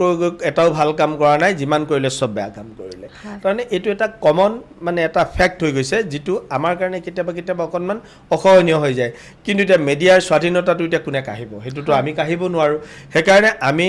চকু কাণ মুদি কেৱল মাত্ৰ ঈশ্বৰক সাক্ষী কৰি পেলাই নিজৰ লক্ষ্য, উদ্দেশ্য আৰু মনৰ ভাৱনাখিনিক লগত লৈ সাহসেৰে আগুৱাই যাওঁ। আনে যি কয় কৰি থাকক, মই ভাল কাম কৰিম। খুব ধুনীয়া কথা কৈছে, আপোনাৰ লগত কথা পাতি খুব ভাল লাগিছে। আৰু যিহেতু দেখা গৈছে আমাৰ অসমত নতুনকৈ UCC প্ৰৱৰ্তন হৈছে, আপোনাৰ মতে UCC প্ৰৱৰ্তনৰ মূল উদ্দেশ্যবোৰ কি? আমি বিশেষকৈ মই ভাৰতীয় জনতা পাৰ্টীৰ লক্ষ্য, উদ্দেশ্য আৰু আদৰ্শক ভাল পোৱা মই এগৰাকী ব্যক্তি। মই ৰাষ্ট্ৰীয়তাবাদক বিশ্বাস কৰোঁ, মই জাতীয়তাবাদক বিশ্বাস কৰোঁ। গতিকে আজি বৰ্তমান যিখন অসমত UCC প্ৰৱৰ্তনৰ যি ব্যৱস্থাৰ বাবে সিদিনা আমি সদনৰ মজিয়াত UCC পাছ কৰা হৈছে, এইটো আমাৰ বাবে এটা মাইলৰ খুঁটি। কাৰণ ভাৰতীয় জনতা পাৰ্টীৰ চৰকাৰৰ দিনত কিছুমানবোৰ এনেকুৱা কাম কৰিবৰ কাৰণে আমি সক্ষম হৈছোঁ, যিবোৰ কাম অভূতপূৰ্ব। যেনে ধৰি লওক, আমি জম্মু কাশ্মীৰৰ পৰা আৰ্টিকল 370 বিলুপ্ত কৰা, মহিলা আমাৰ যিখিনি মুছলমান মহিলাৰ যি বুৰ্কা পৰিধান কৰা নীতি আছিলে সেইটোক মানে তাক তেওঁলোকক সেইটোৰ পৰা বঞ্চিত মানে বুৰ্কাৰ ওপৰত যিটো নিষেধাজ্ঞা আছিলে যে বুৰ্কা নহ'লে মানে নচলিব এনেকুৱা নিয়মখিনিক ভংগ কৰি তাৰ বাবেও আইন সংশোধন কৰা হৈছে তাৰ উপৰিও শেহতীয়াকৈ আমাৰ যিটো UCC means uniform civil code এই ইউনিফৰ্ম চিভিল কোডটো কিয় প্ৰয়োজন আহিল আমি সকলোৱে জানো যে আমি ভাৰতবৰ্ষত ব্ৰিটিছে আমাক এৰি গৈছিল 1947 চনত 1947 চনৰ 15 আগষ্টত আমাৰ দেশ যেতিয়া স্বাধীন হৈছিল সেই সময়ত ব্ৰিটিছে আমাক গোটেইখিনি আমাক দি থৈ গৈছিলে গোটেইখিনি দিয়াৰ ভিতৰত কি আইনৰ পৰা আৰম্ভ কৰি শাসন ব্যৱস্থালৈকে গোটেইখিনি ব্ৰিটিছে আমাক তেওঁলোকৰ নিয়ম মতে তেওঁলোকৰ নিজৰ ভালৰ কাৰণে নিজৰ কামত অহাকৈ যিখিনি সজাই লৈছিলে সেইখিনি তেওঁলোকে আমাক দি গৈছিলে কিন্তু 2014 চনত দেশৰ প্ৰধানমন্ত্ৰী নৰেন্দ্ৰ মোদী যেতিয়া আমাৰ দেশৰ প্ৰধানমন্ত্ৰী হ'ল অৰ্থাৎ দ্বিতীয়খন দেশত বিজেপি নেতৃত্বাধীন চৰকাৰ যেতিয়া হ'ল তেতিয়াৰ পৰা আমাৰ নেতৃত্বই এটা কথা সিদ্ধান্ত ল'লে যে আমি যিহেতুকে স্বাধীন হ'লোই কিন্তু আমি স্বাধীন হোৱা এই স্বাধীন দেশৰ মানুহখিনিয়ে ব্ৰিটিছে দি যোৱা আইনবিলাক আমি কিয় পালন কৰি থাকোঁ আমি কিয় নিজে এখিনি নতুন আইন আমাৰ ভাৰতীয় মানুহৰ বাবে কামত অহা ভাৰতীয় মানুহৰ বাবে প্ৰাসংগিক আইনখিনি আমি কিয় প্ৰস্তুত কৰি ল'ব নোৱাৰোঁ সেইকাৰণে আমাৰ যিবিলাক IPC আছিলে ইণ্ডিয়ান পেনেল কোড বুলি যিটো কোৱা হৈছিলে ইণ্ডিয়ান পেনেল কোড এতিয়া নাই হেতুকো সংশোধন কৰি এতিয়া BNS কৰা হ'ল ভাৰতীয় ন্যায় সংহিতা তেনেধৰণে ভাৰতবৰ্ষত প্ৰায় 1550খন ব্ৰিটিছৰ দিনৰ আইন ইতিমধ্যে বিলুপ্ত কৰা হৈছে কিয় দেশৰ সাৰ্বভৌমত্ব দেশৰ জাতীয়তাবোধ অক্ষুণ্ণ ৰাখি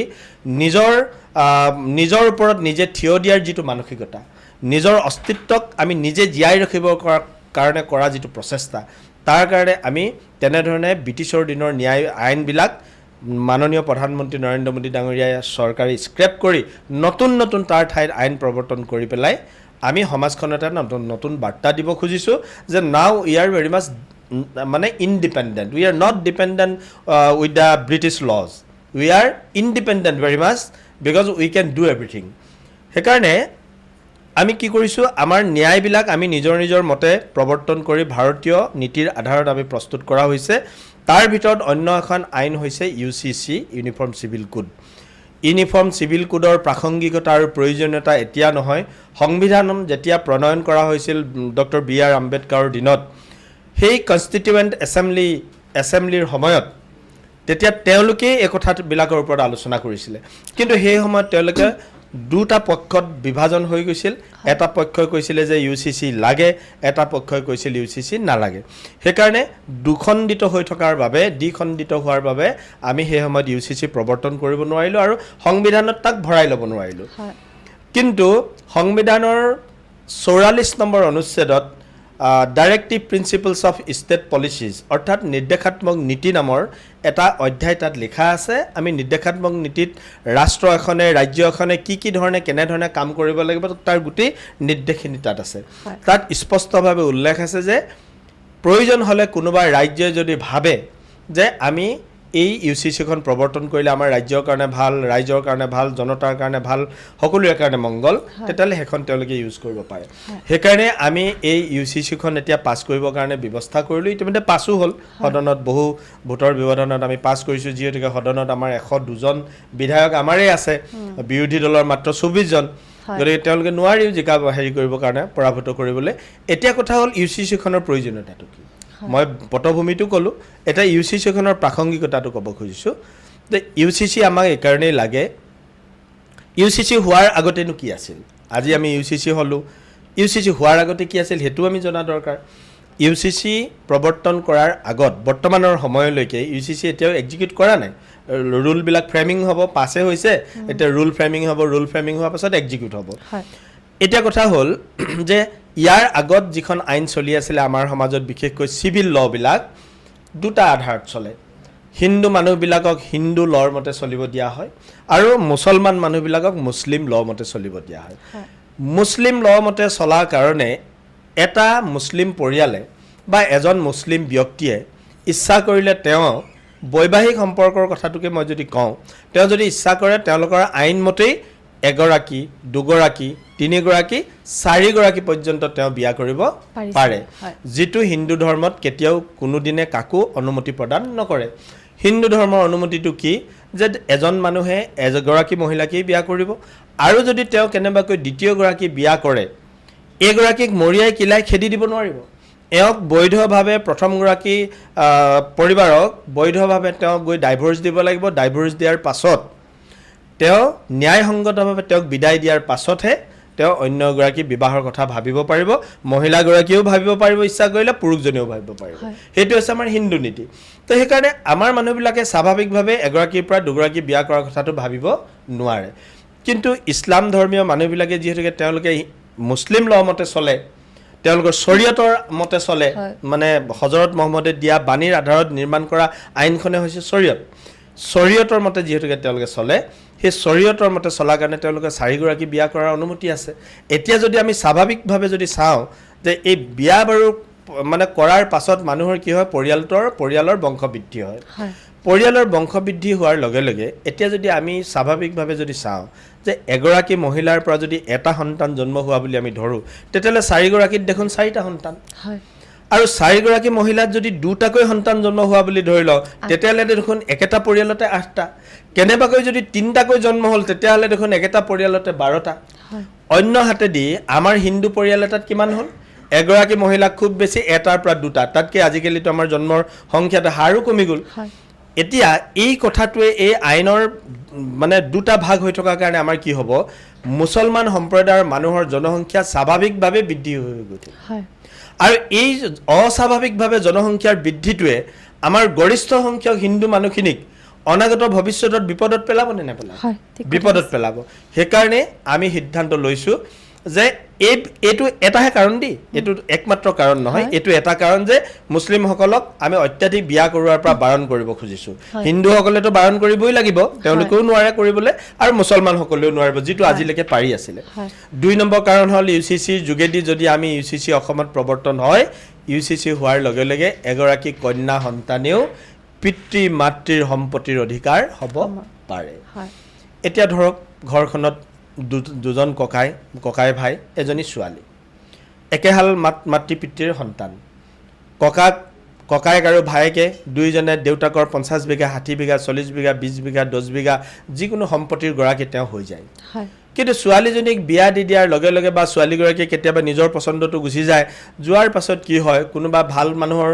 ধনী মানুহৰ ঘৰ হাতত পৰিলেতো তাই ভালকেই খালে কিন্তু কেনেবাকৈ যদি আৰ্থিকভাৱে জুৰুলা হোৱা পৰিয়াল এটাত পৰি গ'ল তাইতো বহুত কষ্ট হয় সেই সময়ত ছোৱালীজনীক ঘৰখনত আলৈ আথানি হোৱাৰ পাছত যদি কেনেবাকৈ তাই ঘূৰি অহাৰ কথা ভাবে অন্য হাতেদি মাক দেউতাকেও বা ককায়েক বৌয়েকেও সেই ছোৱালীজনীৰ দায়িত্ব ল'বৰ কাৰণে আগবাঢ়ি নাযায় বহুতেই নাযায় মই 100% বুলি নকওঁ নোযোৱাৰ অৱস্থাত সেই ছোৱালীগৰাকীক যদি আমি অন্তত দেউতাকৰ বা মাকৰ পৰা যদি এবিঘা মাটিও যদি প্ৰদান কৰি দিওঁ তাই অন্তত নিজৰ ভেটি এটা নিজে কৰি ল'ব পাৰিব নে নোৱাৰিব বা সেইটো বিক্ৰী কৰি হ'লেও পইচা অকণমান গোটাই ক'ৰবাত কিবা এটা কৰিব পাৰিব গতিকে সেই ছোৱালী আৰু ল'ৰাৰ মাজত যিটো বিভাজন মানে সম্পত্তিৰ অধিকাৰ নথকা যিটো অৱস্থা আছিলে এতিয়া আমি সম অধিকাৰ সম্পত্তিৰ ক্ষেত্ৰতো সম অধিকাৰ দিবৰ কাৰণে এই UCCখনে কাম কৰিব এই UCCৰ ক্ষেত্ৰত জনজাতিসকলৰ কিবা সমস্যা হ'ব বুলি আপুনি ভাবে নাই জনজাতিসকলৰ একোৱেই সমস্যা নহয় কাৰণ জনজাতিসকলক আমি বিশেষভাৱে এই ক্ষেত্ৰত আমি তেওঁলোকক ৰেহাই দিছোঁ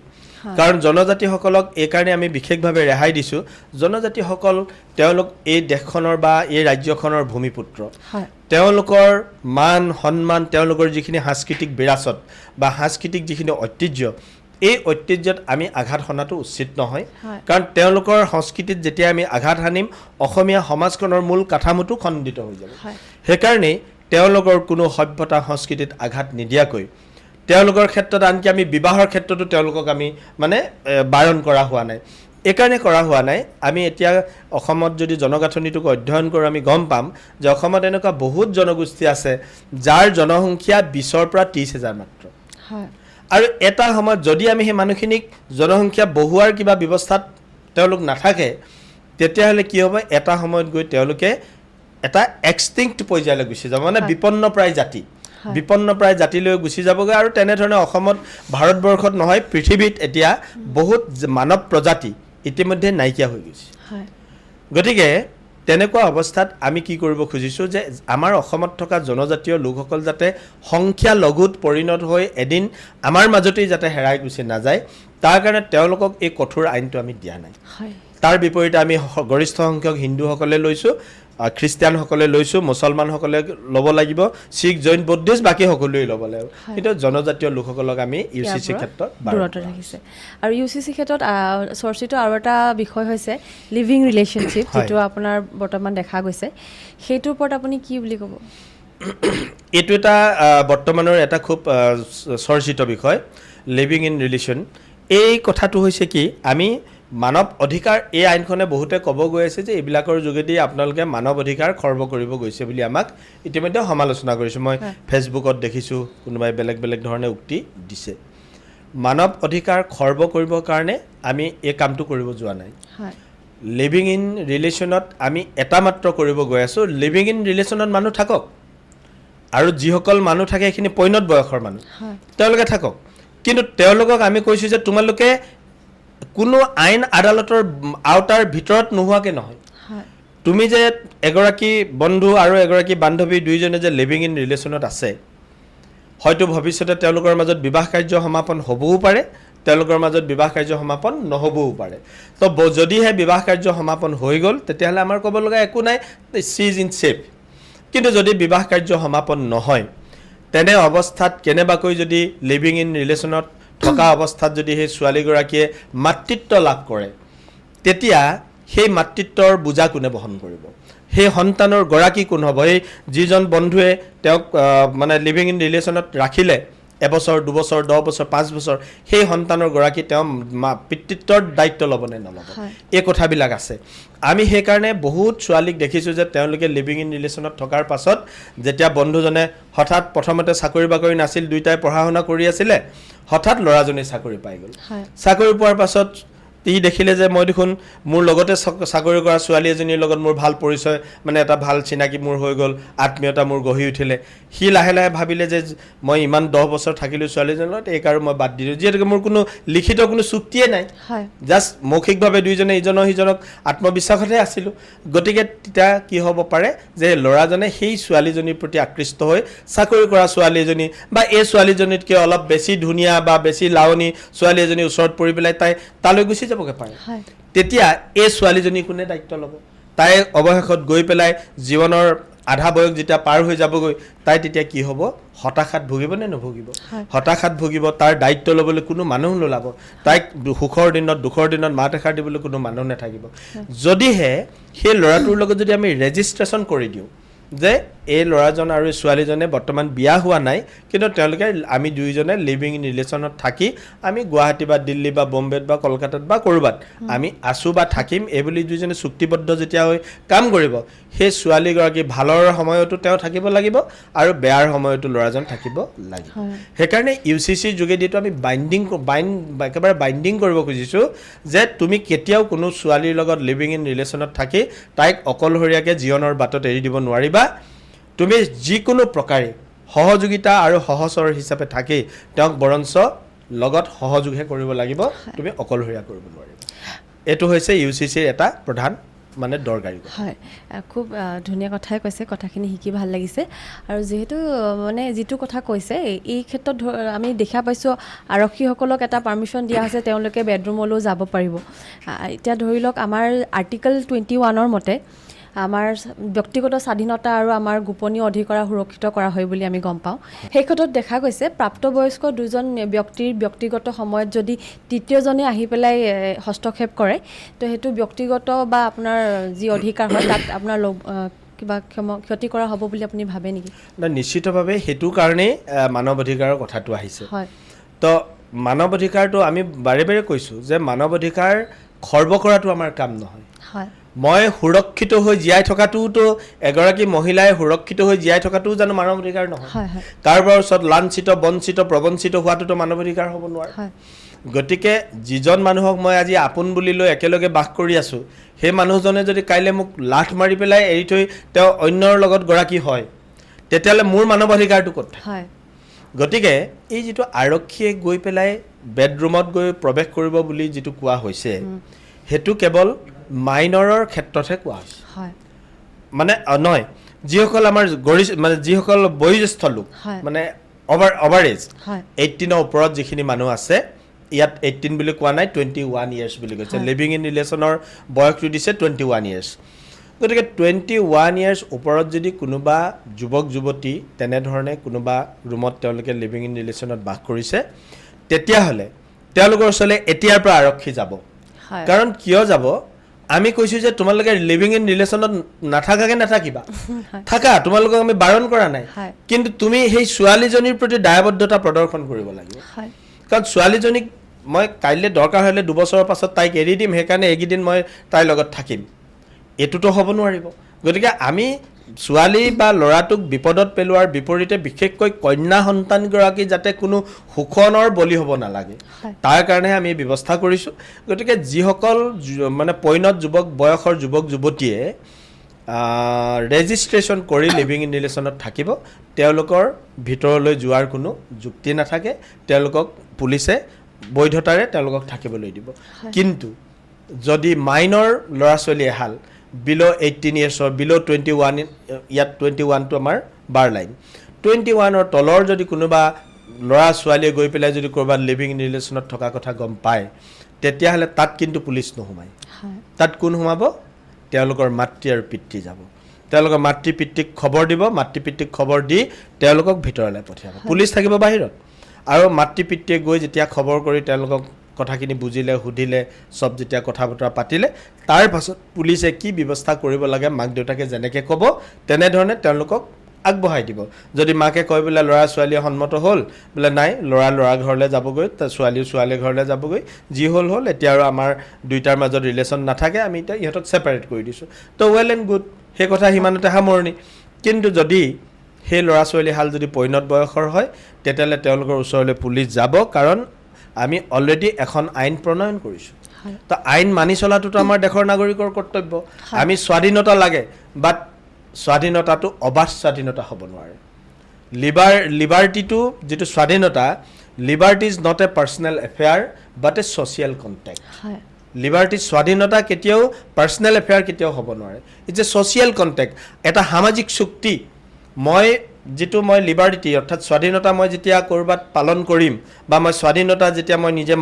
মানে তাক মানিম মই মনা স্বাধীনতাটো তোমাৰ ক্ষতি হ'ব নালাগিব হয় সমাজখনৰ ক্ষতি হ'ব নালাগিব সেইটোৱে স্বাধীনতা সেইকাৰণে liberty is a social contact it is not a personal affair only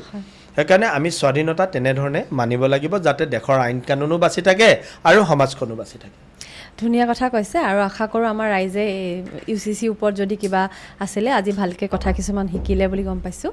এতিয়া আপোনাক অকণমান আমি এটা কথা সুধোঁ ধৰি লওক আপোনাৰ ফটো দুখনমান দেখুৱাম আপোনাৰ প্ৰথম ফটোখন দেখি আপোনাৰ মনলৈ যি ধাৰণা আহে আপুনি এটা শব্দত সেইটো ক'ব আৰম্ভ কৰিছোঁ এইটো বিজয় থালাপতি এয়া হ'ল তামিলনাডুৰ নৱনিৰ্বাচিত মুখ্যমন্ত্ৰী হয়। বিজয় থালাপতি হয় মই ক'ব খোজোঁ যে দাক্ষিণাত্যৰ ৰাজনৈতিক আকাশত উদিত এগৰাকী ৰাজনৈতিক সূৰ্য হয় যদি ডাৱৰৰ লগত বেছিকৈ লুকা ভাকু নেখেলে তেতিয়াহ'লে তেওঁ বহুদিনলৈ জ্যোতিষ্মান হৈ থাকে হয় এই আমাৰ ক্ৰিকেট তাৰকা বুলিয়ে মই কৈছোঁ একেবাৰে নতুনকৈ উঠি আহিছে বৈভৱ সূৰ্যবংশী হয় তেওঁ খুব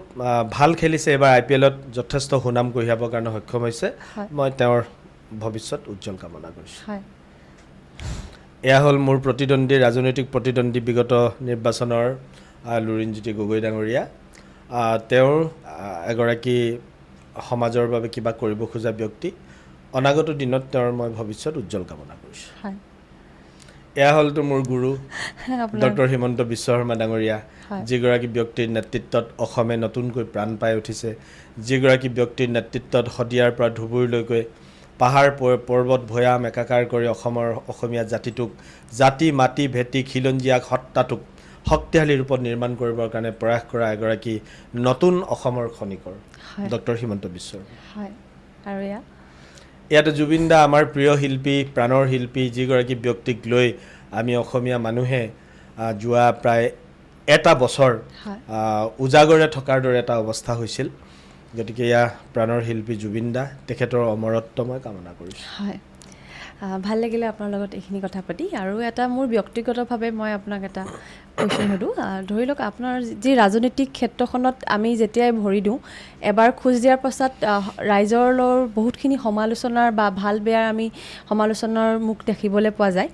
গতিকে এই ক্ষেত্ৰত যদি আমি চাওঁ আপোনাৰো পৰিবাৰৰ ক্ষেত্ৰতো ধৰি লওক বা যিকোনো আপোনাৰ টানি অনা হয় মানুহৰ পৰিবাৰখনক তো আপুনি সেই ক্ষেত্ৰত কিবা ভাবেনে কেতিয়াবা মই সাধাৰণতে ভাবোঁ যে মই যিহেতুকে ৰাজনীতি পোনপটীয়াকৈ জড়িত মানে প্ৰত্যক্ষ ৰাজনীতিত মই জড়িত মোৰ মিছেছ জড়িত নহয় তাই এগৰাকী ছিংগাৰ হয় মানে আমাৰ ৰেডিঅ' আৰ্টিষ্ট হয় গতিকে তেওঁ গীত গাই ভাল পায় নিজেও গায় আনকো শুনাই ভাল পায় আৰু ভাল এগৰাকী গৃহিণী হয় তাই গতিকে অনাহুতভাৱে মোৰ মিছেছক যেতিয়া টানি আনি পেলাই অশ্ৰাব্য অভব্য অভদ্ৰ আচৰণেৰে যিবিলাক শব্দ মানে তেওঁলোকে ফেচবুকত এৰে বা লিখে মই যথেষ্ট কষ্ট পাওঁ কাৰণ মই যদি ক'ৰবাত কিবা ভুল কৰিছোঁ মই ভাবোঁ মোৰ মিছেছে কেতিয়াও কৰা নাই তাই ঘৰ এখন যিমান ধুনীয়াকৈ চলাব লাগে সিমান ধুনীয়াকৈ চলায় মোক যেনেধৰণে পতিব্ৰতা নাৰী হিচাপে মোক এগৰাকী যেনেধৰণে মোক ৰাখিব লাগে মোক যেনেকৈ আদৰ দিব লাগে এক চুলিডাল মানুহ কম নকৰাকৈ মোক তাই ৰাখে গতিকে মই তাইক বেয়া পাব লগা একোৱেই নাই কিন্তু মানুহে চেষ্টা কৰি থাকে যে চক্ৰ গগৈ আৰু প্ৰহেলিকাৰ মাজত ফাট এটা কেনেকৈ মেলে এইটোত কাৰ লাভ হ'ব কাৰ লোকচান হ'ব মই একো নাজানো কিন্তু মানুহে চেষ্টা কৰি থাকে কিন্তু আমাৰ যি সম্পৰ্ক এই সম্পৰ্ক ঈশ্বৰ প্ৰদত্ত সম্পৰ্ক আমাৰ হিন্দু সনাতন ধৰ্মত মানুহ দুজনৰ মিলন হৈছে বুলি নকয় দুটি আত্মাৰ মিলন হোৱা বুলি কয় আত্মা আৰু দেহ বহুত পাৰ্থক্য আত্মা দৃষ্টিগোচৰ নহয় দেহ এটাহে মানুহৰ দৃষ্টিগোচৰ হয় গতিকে আমাৰ দেহৰ মিলন নহয় আমাৰ আত্মাৰ মিলন গতিকে হিন্দু সনাতন পৰম্পৰা অনুসৰি আমি হিন্দু ধৰ্মৰ মানুহ যিহেতুকে গতিকে এই অভিন্ন আত্মাক আমাক কোনেও এনেধৰণৰ কথাৰ বিচ্ছিন্ন কৰিব নোৱাৰে কিন্তু মানুহে চেষ্টা কৰে যে কিজানিবা ইহঁতৰ ঘৰখনত ফাট মেলিলে মোৰ ক'ৰবাত ৰাজনৈতিক কিবা লাভালাভ হয়েই বা আৰু এই গোটেই কথাখিনি মোৰ শুভাকাংক্ষীবিলাকে নকৰে মোৰ সমৰ্থকসকলে এইবিলাক নকৰে এই কামবিলাক কৰে সদায় মোৰ ৰাজনৈতিকভাৱে যিবিলাক শত্ৰু আৰু সেই ৰাজনৈতিক শত্ৰুবিলাক কেতিয়াবা মোৰ দলৰ ভিতৰৰো হয় কেতিয়াবা মোৰ মানে দলৰ বাহিৰৰো হয় গতিকে যিয়েই বা নকৰক কিয় মই বিগত দিনবিলাকত বহুত চুপে চাপে আছিলোঁ কিন্তু এইবাৰ মই সিদ্ধান্ত লৈছোঁ যে আমাৰ পাহী মই তাইক পাহী বুলি মাতোঁ পাহীৰ ওপৰত যদি কোনোবাই অন্যায় আৰু অত্যাচাৰ কৰিব খোজা মানসিকভাৱে তাইক শাস্তি দিব পৰা ধৰণৰ কিবা কথাৰে যদি ফেচবুকত কিবা বক্তব্য লিখে এতিয়াৰ পৰা মই সিদ্ধান্ত লৈছোঁ মই নিশ্চিতভাৱে আদালতৰ ওচৰলৈ যাম আৰু বহুত তেনেকৈ দেখাও পাইছোঁ যে এইবিলাক ধৰি আনি আদালতৰ ভিতৰত জেলো খাইছে বহুত মানুহে শাস্তিও পাইছে মই ইমান দিনে চুপ মাৰি আছিলোঁ ভাবিছিলোঁ যে এইবিলাক নলগা জেঙত কোনে লাগি থাকে তাইও মোক কয় আপুনি এইবিলাক যি লিখে লিখি থাকক আপুনি লাগি নাথাকিব আপুনি আপোনাৰ কাম ভালকৈ কৰি যাওক কিন্তু এতিয়া ভাবিছোঁ যে মই যিহেতুকে তেওঁৰ স্বামী গতিকে তাইক সুৰক্ষা দিবৰ কাৰণে মাত এষাৰ মাতাটো মোৰ প্ৰয়োজনীয়তা আছে সেইবুলি ভাবি মই এবাৰ সিদ্ধান্ত লৈছোঁ সেইকাৰণে মই আজি এই মোৰ মানে সাক্ষাৎকাৰৰ যোগেদিয়ে মই সমূহ ৰাইজলৈ মই জনাব খুজিছোঁ যিসকলে এইবোৰ লিখি ভাল পাইছিলে তেওঁলোকে যাতে অন্ততঃ আইন আদালতলৈ অকণমান ভয় খাওক আৰু চক্ৰ গগৈ নামৰ এজন মানুহ এই যে সদায় যে যেনেকৈ ভুতুৰা কুকুৰে গুৰিয়াই থাকিলে সি সদায় জোকাই থাকিলে ভুতুৰা কুকুৰটোৱে যেনেকৈ কামোৰে বুলি কয় মোক যদি কোনোবাই তেনেকুৱা ভুতুৰা মানুহ বুলিও ভাবিছিল তো তেওঁলোকেও জানি লওক যে ময়ো কিবা এটা কৰিব পাৰোঁ গতিকে মই নিশ্চয় এই কথাখিনিত অনাগত দিনত সজাগ হৈ থাকিম বাকী এনেই ৰাজনৈতিক ক্ষেত্ৰখনত মোক ব্যক্তিগতভাৱে যিসকলে বদনাম কৰি সমালোচনা কৰি ইমান দিনে ঘূৰিল ফুৰিল ৰাজনীতি কৰিল মই ভাবোঁ লাভ মোৰহে হৈছে তেওঁলোকৰ লাভ একো হোৱা নাই বৰঞ্চ তেওঁলোকৰ পকেটৰ ধন গৈছে ক'ৰবাক মদ খুৱাব লগা হৈছে কাৰোবাক ভাত খুৱাব লগা হৈছে বহুত টকা ক্ষতি হৈছে তেওঁলোকৰ সেইবিলাক মোৰ বদনাম গাবৰ কাৰণে কিন্তু লাভটোতো তেওঁলোকে হোৱা নাই টিকেটটো ময়ে পাইছোঁ MLA ময়ে জিকিছোঁ ৰাইজে মোকেই আশীৰ্বাদ দিছে গতিকে লাভ মোৰেই হৈছে সেইকাৰণে তেওঁলোকক আওপকীয়াকৈ মই ধন্যবাদ জনাইছোঁ অন্ততঃ তেওঁলোকে মোক শুই থাকিব দিয়া নাই কাৰণ তেওঁলোকে মোক যিমান সমালোচনা কৰি আছে মই সিমান জাগ্ৰত হৈ আছোঁ মোক যদি সমালোচনা কৰা মানুহ যদি সমাজত এজনো নাথাকিল হয় মই বেফিকৰ হৈ হয়তো শুই গ'লোঁ হয় মোৰ হয়তো অহংকাৰ বাঢ়ি গ'লহেঁতেন মানুহক মানুহ বুলি হয়তো মই গণ্য নকৰিলোঁ হয় কিন্তু এতিয়া মই মানুহ হ'লে অন্ততঃ ভয় কৰি থাকোঁ কাৰণ নৰৰূপী নাৰায়ণে মোক যেতিয়া বেয়া পাব তেতিয়া মই ৰাজনৈতিক পথাৰখনত জীয়াই থকাটো সম্ভৱ নহয় হয় সেইকাৰণে মানুহক মই সন্মান কৰোঁ আৰু সেই শত্ৰুসকলকো মই শ্ৰদ্ধা কৰোঁ কিন্তু মোৰ মেছেজক যিসকলে শত্ৰুতা কৰি পেলাই লিখি থাকে সেইসকলক মই সাৱধান কৰি কৈছোঁ যে তেওঁলোকে যাতে এতিয়াৰ পৰা আৰু এইবোৰ নকৰে হয় খুব ধুনীয়া কথা কৈছে আৰু এইখিনি কথাৰ প্ৰয়োজনীয়তা আছিলে আৰু যিহেতু আমাৰ অনুষ্ঠানটোৰ নাম জীৱন আপোনাৰ ব্যক্তিগত আপোনাৰ অনুসৰি আপোনাৰ মতে জীৱনৰ অৰ্থ বা আপুনি সংজ্ঞা কি বুলি ভাবে এইটো এটা ডাঙৰ প্ৰশ্ন এই প্ৰশ্নটো আমি What is প্ৰতিজন life? মানুহকে সেইটো জীৱন মানে কি হয় জীৱনটো মোৰ কাৰণে কেৱল জন্মৰ পৰা মৃত্যুলৈকে সামৰা এটা সময়ৰ সমষ্টি নহয় জীৱন মানে হৈছে মই জন্ম লোৱাৰ পাছত মোৰ জীৱনটোক বা মোৰ ব্যক্তিত্বটো মই মানুহৰ কামত অহাকৈ কি কামত মই লগাব পাৰিছোঁ মই মানুহৰ ভালৰ কামত কিবা আহিছোঁ নে নাই মই সমাজৰ বাবে দেশৰ বাবে দহৰ বাবে মই কিবা কামত আহিছোঁ নে নাই যদি মই কামত আহিছোঁ মোৰ পৰা যদি সামান্যতম মানুহো যদি অকণমান উপকৃত হৈছে মোৰ পৰা যদি আৰ্ত কোনোবা এজন মানুহে অকণমানো কেতিয়াবা সহায়ৰ সুযোগ লৈছে